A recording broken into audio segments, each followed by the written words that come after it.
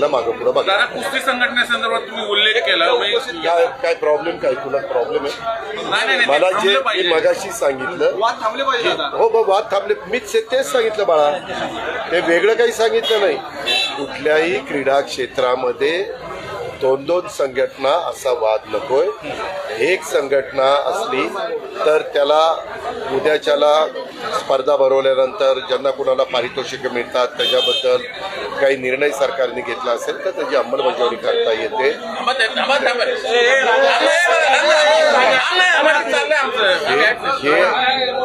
हे त्याच्या संदर्भातलं आहे. त्याच्यामुळं जर कुणी अशा प्रकारच्या तक्रारी आल्या तर महाराष्ट्र ऑलिम्पिक असोसिएशन त्याच्याबद्दलची एक आमची कमिटी आहे, ती कमिटी त्याच्याबद्दलची शहानिशा करते आणि वेळ पडली तर ऑल इंडिया ऑलिम्पिक असोसिएशन जे आहे त्यांना विचारते की तुमच्याशी कोण संलग्न आहे, त्यांनी ज्याला ऑथॉराईज केलेलं असतं त्याला आम्ही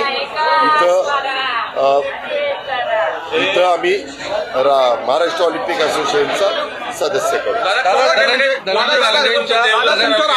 धनंजय मुंडेंच्या राजीनामे मंत्रिमंडळ समावेशासंदर्भात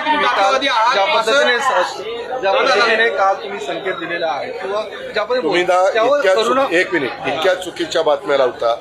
मी काल मराठी भाषेत, म्हणूनच मला तुमच्याशी बोलायला आवडत नाही, मी काल मराठी भाषेत सांगितलं की कृषी क्षेत्रामध्ये त्यांनी जे काही कुणी कोर्टात गेलेलं होतं मुंबई हायकोर्टात, तिथं त्यांना क्लीन चिट दिलेली कृषी क्षेत्रामध्ये. इतर बाबतीमध्ये अजून न्यायालयीन आपण जी काही चौकशी करतोय त्या चौकशीचा अहवाल आला नाही.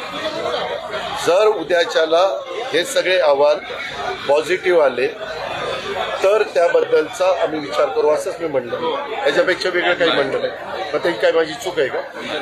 त्यामध्ये जर एखादी व्यक्तीला कुणी जबाबदार धरलं आणि चौकशी केल्यानंतर ती व्यक्ती त्यामध्ये दोषी नसेल तर त्यांना संधी दिली पाहिजे असं